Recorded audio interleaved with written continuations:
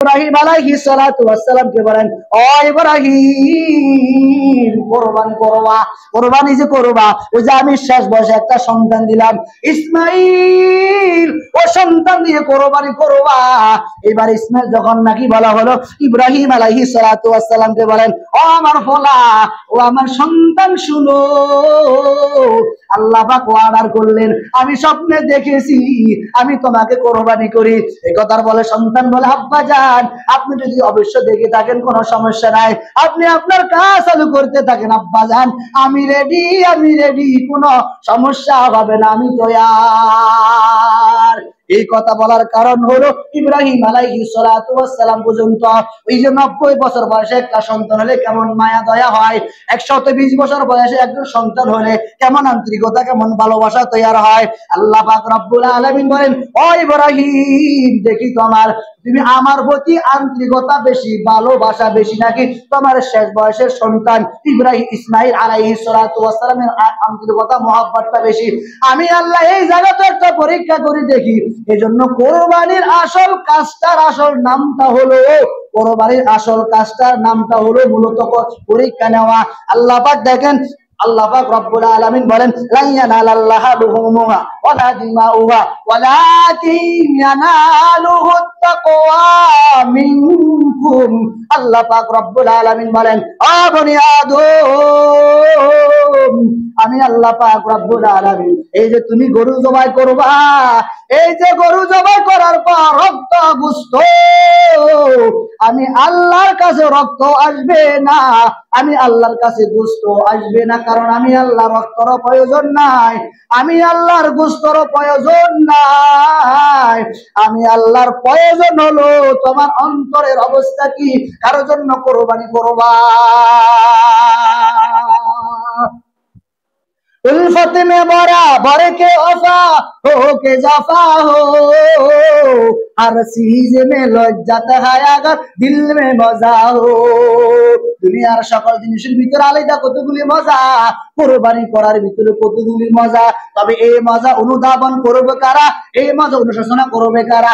যাদের ভিতরে একমাত্র আল্লাহ পাকের ভয়। আমি দুনিয়ার কাউকে দেখানোর জন্য কোরবানি করব না, একমাত্র মালিককে পাওয়ার জন্য কোরবানি করব। আর এই কোরবানির উসিলা হতে পারে আল্লাহ পাক রব্বুল আলামিন আমাকে কবরে যাওয়ার পর মালিক খুশি হইয়া জান্নাতও দিতে পারেন, সুবহানাল্লাহ। এই আশা নিয়ে আমরা কোরবানি করব ইনশাআল্লাহ।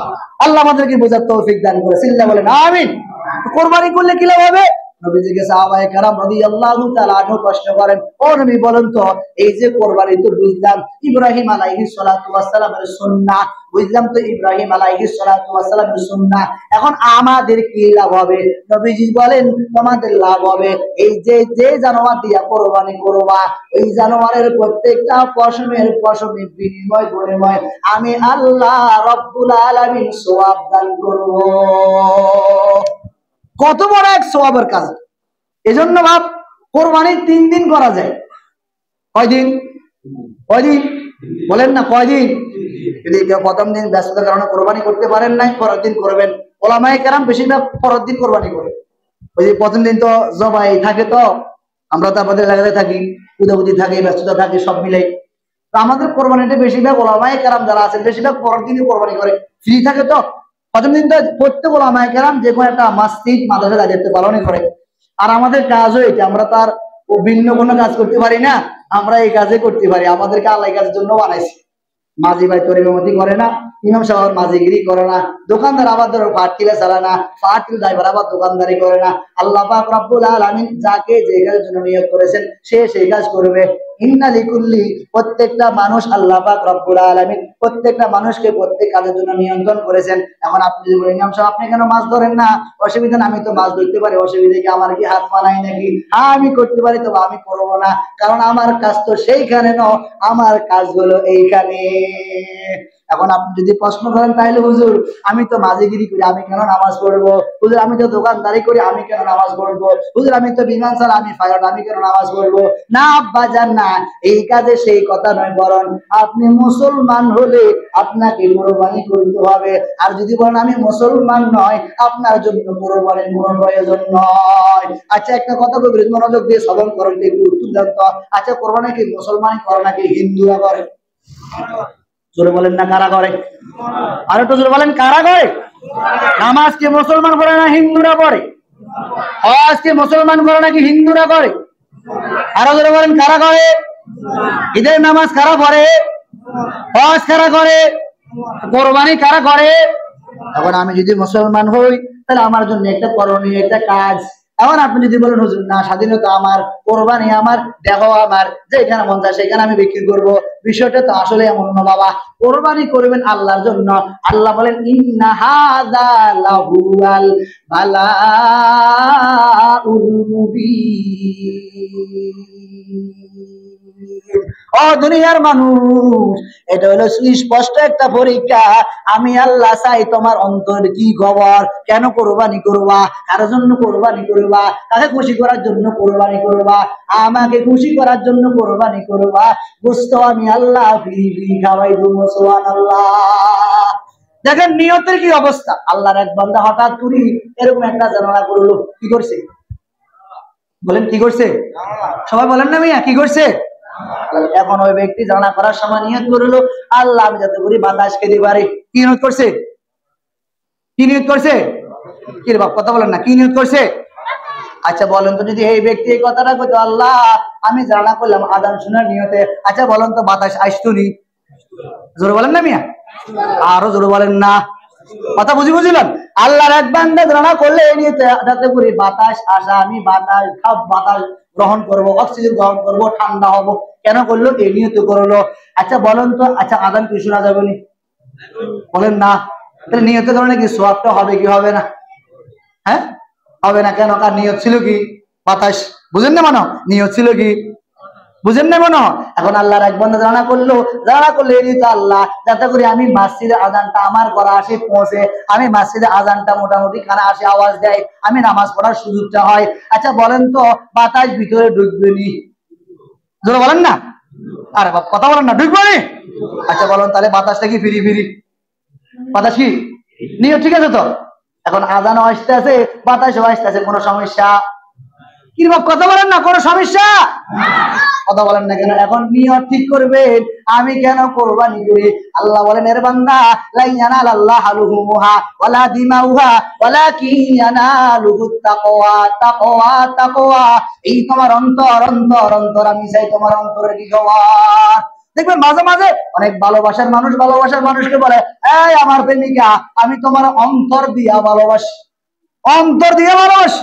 আল্লাহ আমি আল্লাহ চাই বান্দা তুই আমার অন্তর দিয়া ভালোবাস, অন্তর দিয়া ভালোবাসিয়া কোরবানি কর, আমি আল্লাহ তোকে জান্নাতের মালিক বানাই দিব। সুবহানাল্লাহ। আল্লাহ যা বললাম শুনলাম, সঠিক কথাগুলি আমাদেরকে আমল করার তৌফিক দান করে। চিল্লা বলেন আমিন। আমাদের ইউসুফ ভাই, এই যে ইউসুফ ভাই, ওনার ছোট জামাই নাম হলো খান সাহেব। তো ওনার ছেলে আছেন আমার রোহান, ওনার জন্য দোয়া চাইছেন, আমাদের মাসের জন্য 1000 টাকা দিয়েছেন। আল্লাহ কবুল করেন, আমিন। আল্লাহ হায়াতের মধ্যে বরকত দান করেন। আল্লাহ প্রবাসে আছে, প্রবাসের কামারুজির মধ্যে বরকত দান করেন। আল্লাহ সন্তানকে হক্কানি রব্বানি আলেম হাফেজ বানাইয়া দেন। আল্লাহ যে দোয়া চাইছেন আল্লাহ নিয়ত খানাকে আপনি পুরা করিয়ে দেন। এলাকার ভিতরে শান্তি বর্ষিত করেন, সকল রকমের জায়জামিলকে আল্লাহ দূর করে দেন। যদি আমার দ্বারা কোনো প্রকার কষ্ট পেয়ে থাকেন নিজ গুণে নিজ ভাই আল্লাহ দিকে তাকায় মাফ করে দিবেন। আল্লাহ বোঝার তৌফিক দান। যারা পড়াশোনা তারা একটা বোঝা মাথা করে। এই যে আপনি একটা কথা আমার গভীর মনোযোগ দিয়ে শ্রবণ করেন, আপনি এই মুহূর্তে এমন একটা অসুবিধাতে পড়লেন, হঠাৎ করে আপনার ভাই কোনো ঘটনা কমে আপনার থানাতে চলে গেল, হঠাৎ করে মামলাটা ওয়ারেন্ট হয়ে গেল, এখান থেকে টাকা অথবা চট্টগ্রাম ট্রান্সফার করা হলো, এই মুহূর্তে 5 লক্ষ টাকা লাগবে। এই ছাড়া টাকা আপনি জামিন নেওয়ার কোনো ব্যবস্থাপনা নাই। আপনি কি করবেন? আপনার কাছে কোনো টাকাও নাই, আপনি কার থেকে ধার নেওয়ার মতো কোনো ব্যবস্থাপনাও নাই। এই আব্বাজান একটু গভীর মনোযোগ দিয়ে শ্রবণ করেন। এখন আপনি কি করবেন?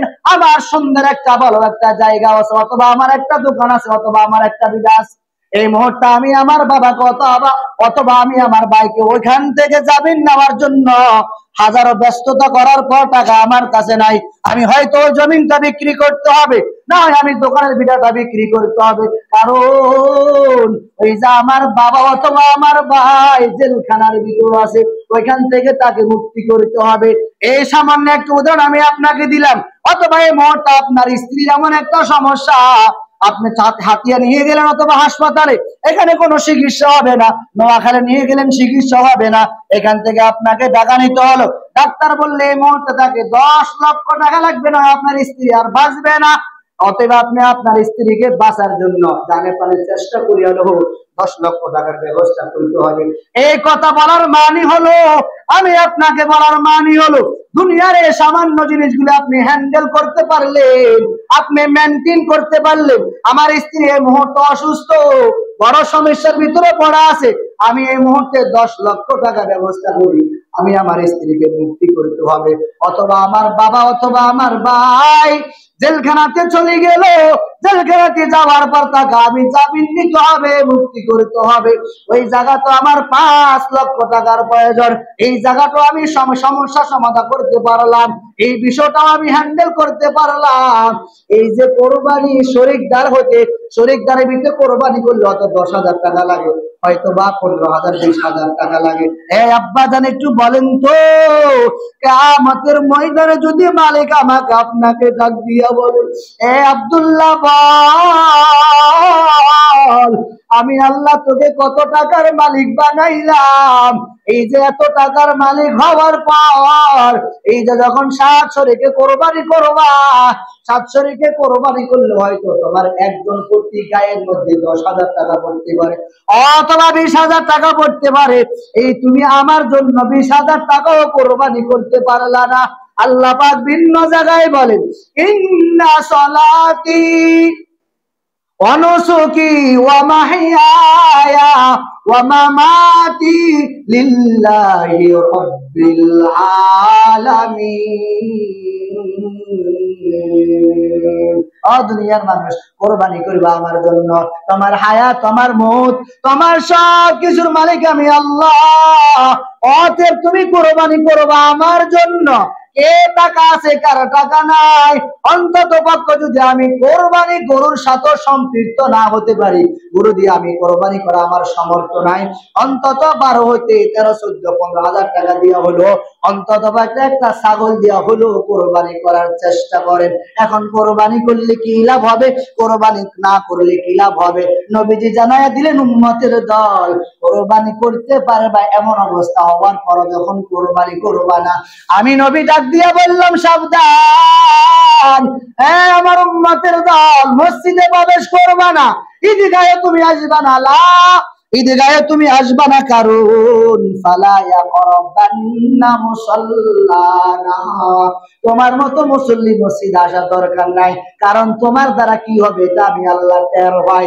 এই যে আগেরকার সময় যখন কোরবানি কবুল হতো, কোরবানি যখন কবুল হতো, আসমান থেকে আগুন আসিয়া অটোমেটিক ওই গোশতগুলিকে জ্বালায়া পোড়াইয়া দিত। এখন তো আর জ্বালায়া পোড়াইয়া দেয় না, কারণ মুহাম্মাদুর রাসূলুল্লাহ সাল্লাল্লাহু আলাইহি ওয়াসাল্লামের উম্মতের খাতির, মুহাম্মাদের উম্মতের খাতিরে আল্লাহ পাক রব্বুল আলামিন আমাকে আপনাকে গোশত খাওয়ারও সুযোগ করে দিলেন। সিল্লা বলেন সুবহানাল্লাহ। আল্লাহ পাক রব্বুল আলামিন বলেন, ইব্রাহিম কোরবানি করো, এই যে কোরবানি করবা, এই যে লাঙ্গা আটতে পারে না, চলতে পারে না, চোখে দেখে না, লেজ নাই, কান নাই, এলোমেলো চলাফেরা করে, জায়গার মধ্যে পড়ে যায়, ঠিক মতো চলাফেরা করতে পারে না, দাঁতগুলি ঠিক মতো নাই, কান নাই, লেজ নাই, এলোমেলো চলাফেরা করে, খানা খেতে পারে না, অথবা যেখানে কোরবানি করবা ওখানে হাঁটি যেতে পারে না, এই জাতীয় গরু দিয়া কোরবানি করবা না। এই জাতীয় গরু দিয়া কোরবানি করলে কোরবানি হবে না। ওই সকল ব্যক্তিকে শরীকদার নেবেন যে সকল ব্যক্তিরা নামাজ পড়ে। এখন আপনি প্রশ্ন করতে পারেন, হুজুর আমার এলাকার ভিতরে যাদেরকে আমি আশেপাশে দেখি এরা কেউ নামাজ পড়ে না, আপনি তাকে গেট আউট করে দেন, দরকার নাই, আমি একা একই ছাগল দিয়ে কোরবানি করব। এই যে আপনি আবার হারাম টাকা দিয়ে কোরবানি করলে কোরবানি হবে না, সুদের টাকা দিয়ে কোরবানি করলে কোরবানি হবে না, ঘুষের টাকা দিয়ে কোরবানি করলে কোরবানি হবে না, বরং সুদের একটু ঘুষের টাকা দিয়ে কোরবানি গরু ক্রয় করলে গোশত খাওয়া হবে। আপনার একজনের কারণে বাকি 6 জনের কোরবানিটাও ধ্বংস হলো। এই যে আপনি একজন, এই জন্য প্রত্যেক কাজের মধ্যে সতর্কতা অবলম্বন করা দরকার। গভীর মনোযোগ দিয়ে শ্রবণ করেন। আমি আপনি যখন বাজারে যাই, বাজারে যাওয়ার পর দোকানদারকে বলি, দোকানদার সাহেব আমাকে ভালো কাপড়টা দেন।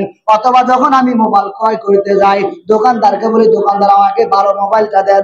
অথবা আমি যখন চশমা ক্রয় করতে যাই, আমি বলি, দোকানদার সাহেব ভালো চশমাটা দেন। অথবা আমি যখন পাগড়ি ক্রয় করতে যাই, তখন আমিও বলি, আমাকে ভালো পাগড়ি দাও। আমি যখন শাড়ির জন্য দোকানে যাই, তখন আমি ওই জায়গার মধ্যে এই কথাটা ব্যবহার করে, দোকানদার সাহেব আমাকে ভালো শাড়িটা দেন। এই জায়গার মধ্যে আমি ভালো ভালো ভালো ভালো ব্যবহার করলাম কেন? আমি টাকা দিয়ে জিনিস নিব, ভালো ভালো জিনিস নিব। সংক্ষেপে বলি, এই যে মাঝে মাঝে আমরা খোলা ক্রয় করে, দেখবেন শীতের মৌসুমে আম্মা জানারা বিভিন্ন পিঠাগুলি ক্রয় করে, পিঠাগুলি বানায়। এই সামান্য 20 হতে 30 টাকার একটা খোলা আমি যখন ক্রয় করব, এটা দেখবেন বাতির সাহায্য দেখে, আবার মাঝে মাঝে টাচ করি দেখে। কেন, কি কারণ? কারণ এটা আমি যে 20 টাকা দিয়ে ক্রয় করব, যাচাই বাছাই করে ক্রয় করব, কোন রকমের এলোমেলো হয় কিনা, কোন রকমের ভেঙ্গে পড়ে যায় কিনা, কোন রকমের ছিদ্র আছে কিনা। এই আব্বা জান, এই যে মাত্র 20 টাকা দিয়ে একটা খোলা আপনি ক্রয় করলেন, এই 20 টাকার জায়গার মধ্যে আপনি এত যাচাই বাছাই করলেন, কোন রকমের ছিদ্র আছে কিনা দেখি, কোন প্রকারে ফাটা আছে কিনা আমি দেখি, ভাঙ্গা আছে কিনা আমি দেখি, আবার লাইটের সাহায্যে আমি দেখি। এই সামান্য জিনিস আপনি ক্রয় করলেন, এই সামান্য জিনিস ক্রয় করতে গিয়ে আপনি এত যাচাই বাছাই করলেন রে বাবা। একজন ইমাম সাহেব থাকবেন, আপনি কত রকমের ইন্টারভিউ নেবেন, আপনি ওনাকে বারবার দেখবেন, আমি ওনার পেছনে নামাজ পড়বো, উনিও তো আমার ইমাম সাহেবের যোগ্যতা হতে হবে। যদি আজকে এলাকার মেম্বার আছেন, যখন নিয়োগ দেন, ইমাম সাহেবের মতো যদি নাকি এত যাচাই বাছাই করে নিয়োগ দিতেন, খোদার কসম এলাকার রাস্তার গম চুরি হতো না, মসজিদে আম চুরি হতো না, ডাল চুরি হতো না, রড সিমেন্ট কেউ খাইতো না, রাস্তাগুলো ঠিক মতো অটোমেটিক ভালো হতো, এলাকাতে কারণ ঠিক মতো ঢুকতো, এলাকার চুরি ডাকাতি হতো না, মারপিট হতো না, এই কোরবানির সময় গরু ছাগল চুরি হতো না। ওই যে একমাত্র কারণ হলো যাচাই বাছাই না থাকার কারণে। আমার ভোট আমি দিব, যাকে চাই তাকে দিব, নো নেভার। এটা হতে পারে না। আমার ভোট আমি দিব, যাকে চাই তাকে কেন দিব? আমার ভোট আমি দিব, যার দ্বারা দেশের উপকার হবে, আমার ভোট আমি তাকে দিব, অন্যথায় কোথাও আমি দিব না।